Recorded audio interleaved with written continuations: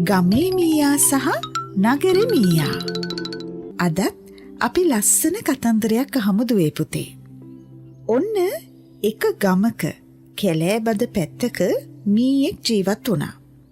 එයාගේ ගේ හදාගෙන තිබුණේ ගස් බෙනයක් ඇතුලේ. පුංචි හුරුබුහුටි ගේ පොඩ්ඩක්.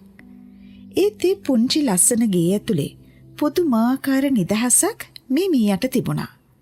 එයා සුව පහසු ජීවිතයක් ගත කළේ. එයාගේ කෑමට ඕනි කරන එළවලු ಜಾති ගෙවත්තෙම වවා ගත්තා. බඩිරිඟු, කැරට්, බතල වගේ දේවල්. ඔන්න එක දවසක් මේ ගමේ මීයව බලන්න නගර ජීවත් වෙන එයාගේ යාළුවෙක් ආවා. මං ජීවත් වෙන්නේ හරිම ලස්සන නගරයක.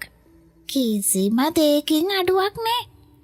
හැම සැප පහසුකමක්ම එහෙ තියෙනවා. ලස්සන ගෙවල්, වාහන, රස කෑම බීම හැම එකක්ම. දන්නවද? මං ඉන්න ගෙදර කාමර 20ක්ම තියෙනවා. අපි නිතරම රස කෑම ಜಾති කනවා. නගරේ මීයා කිව්වා. ගමේ මීයට හරිය පුදුමයි. එදා රෑ එයාට හරියට නිින්ද ගියෙත් නෑ. ලස්සන ගෙවල්, කඩසාප්පු, රස කෑම බීම, සුව පහසු ජීවිතය, මේ හැමදේම ගමේ මීයට එදා රෑ හීනෙනුත් පෙනුණා. මුළු රෑ පුරාම එයාට පෙනුනේ බැරි වෙලාවත් නගරෙට යන්න හම්බුනොත් එයාට ගෙවන්න සිද්ධ වෙන ජීවිතේ ගැන හීන. කොහොම හරි උදේ ඇහැරුණු ගමන් ගමේ මීයා මේ ගැන නගරේ මීයට කිව්වා. අනේ මටත් ආසයි නගරේ ජීවත් වෙන්න. හරි. එහෙනම් දැම්මම ඇඳුම් ටික ලෑස්ති කරගන්න. අපි දැම්මම යමු නගරෙට. නගරේ මීයා එහෙම කිව්වා දුවේ පුතේ. කොහොම හරි දෙන්න නගරෙට ආවා. නගරේ ලස්සන දැකපු ගමේ මීයට ඇස් අදා ගන්නත් බැරි වුණා. ලස්සන ගොඩනැගිලි, ගෙවල්, වාහන, කෑම බීම මේකනම් හිතා ගන්නවත් බැරි තැනක්. ඒ වගේම ගමේ මීයව නගරේ මීයා එක්කන් ගියේ ලස්සන ගෘහ භාණ්ඩ පිරුණු කාමර 20ක් තියෙන ලොකු ගෙදරකට. මගේ කාමරේ කොහෙද තියෙන්නේ? ගමේ මීයා ඇහුවා. ඇත්තටම අපි ඉන්නේ අතන. ආන් අර පඩිපෙළ ළඟ තියෙන අඳුරු කාමරේ. ගමේ මීයට ඇස් ලොකු කරගෙන බලන් හිටියා. එයා වගේම ඇස් ලොකු කරන් එයා දිහා බලන් හිටපු තවත් 100 ගාණක් මීයෝ අඳුරේදී උනත් එයාට පෙනුණා. එතන මේ පවුල් හුඟක් හිටියා. මේ ඉන්නේ මගේ ගෙදර සේවකයෝ. නගරේ මීයා එයාලව පෙන්නලා එහෙම කිව්වා. කොහොම හරි එදා රෑ කෑමට මේ මීයෝ ටික ඒ ගෙදර කෑම කාමරයට ගියා. කෑම මේසේ උඩ එක જાතියේ රස කෑම જાති හුඟක් තිබුණා දුවේ පුතේ. කේක්, චීස්, බටර්, පාන්, එතකොට මස් වර්ග, කුකීස් වර්ග, බීම වර්ග වගේ කෑම හුඟක්. ගමේ මීයට මේවා දැක්කහම පුදුම සතුටක් ඇති වුණේ. මේ වගේ කෑම જાති මන් දැකලත් නෑ, කාලත් නෑ. කොහොම හරි නගරේ මීයයි ගමේ මීයයි චීස් කෑල්ලක් කන්න පටන් ගත්තා විතරයි.